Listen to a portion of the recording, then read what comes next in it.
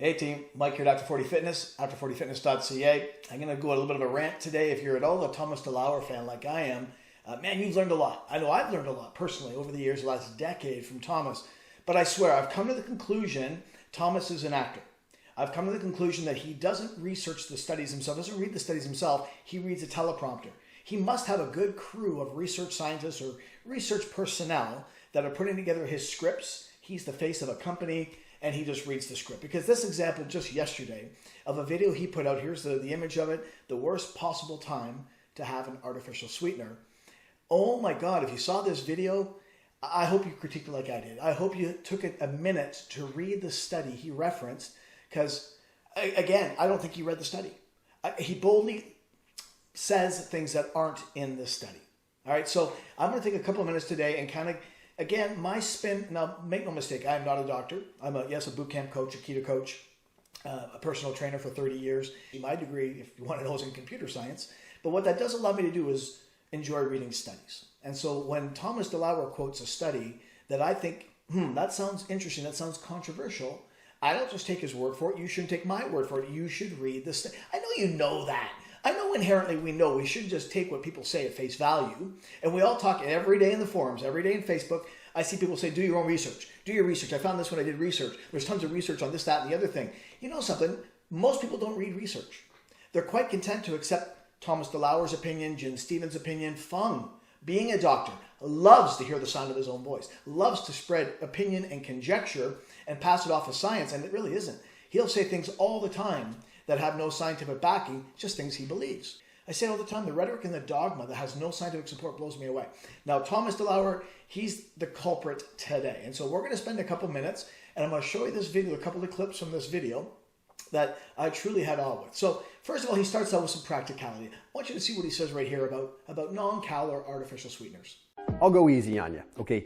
We all consume some artificial sweeteners. Stevia, monk fruit are natural sweeteners, but some people still categorize them as that. But the reality is they're in just about everything. And we have to ask ourselves the big question, like, is a little bit going to hurt you? Probably not. Cool, right? So he agrees, and I think you will as well. It's very, very difficult. He's so right. There's artificial sweeteners in everything. It's so difficult to truly be 100% artificial or non-cal sweetener free. Right? And yes, if you decide that monk and stevia and erythritol are okay, they're still heavily processed. You still got to get those ingredients out of the stevia leaf or out of the monk fruit. So you can't be a truly clean, strict practitioner of keto, low-carb, Atkins, or fasting and enjoy any non-cal sweetener truly. So where do you draw your line in the sand? What's your barometer? For me personally, it's always 0 calorie or as close to negligible calories as possible, and B, no proven impact to insulin.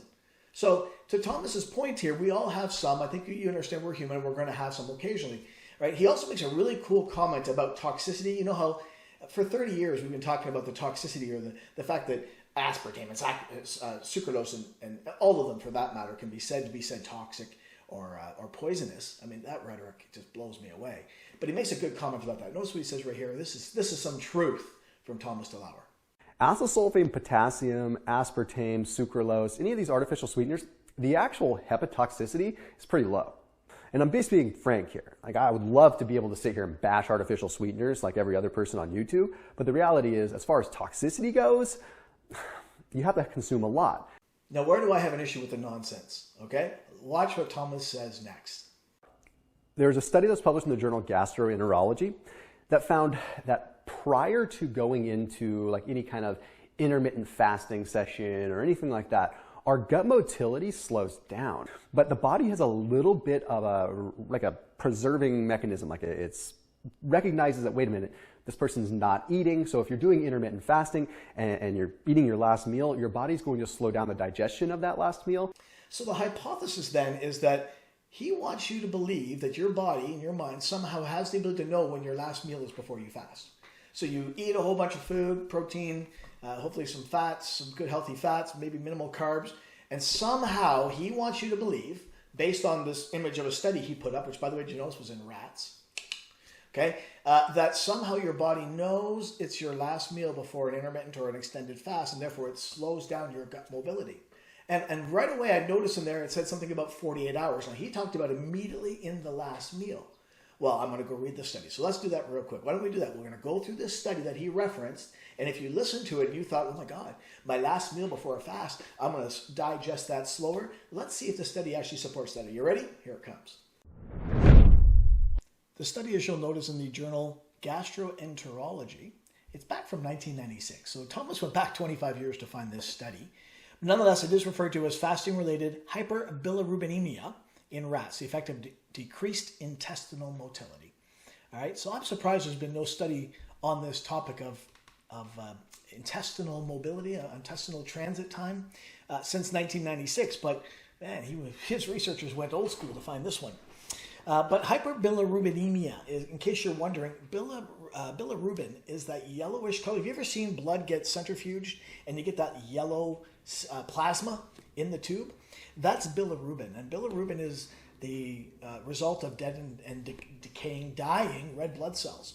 And our body expels that constantly, right? As we replace our red blood cells with new ones, these old ones get expelled. And they either two things happen. They either get grabbed by the kidneys and we urinate them out, or they get sucked back into the intestinal tract and then we expel them via our stool.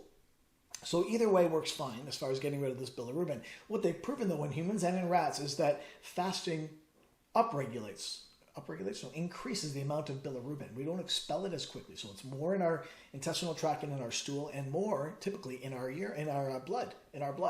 Okay, so the purpose of this, you'll notice the opening line is that fasting increases serum bilirubin in both humans and rats. So I read through this study looking for the indication that the rats somehow knew it was their last meal. None. In fact, I'm just going to cut to the chase. I don't have to spend any time here. I'm going to go right to results. Oral administration of this dye, right? So they put a little bit of radioactive dye in their food so they could scan it and watch as it went through their intestinal tract, right? So through their gut biome. Determined that intestinal transit time was significantly increased by fasting from 10 hours to 18 hours. So it did take 80% longer for this same food to move through the system, but this was after both 24 and 48 hours of fasting.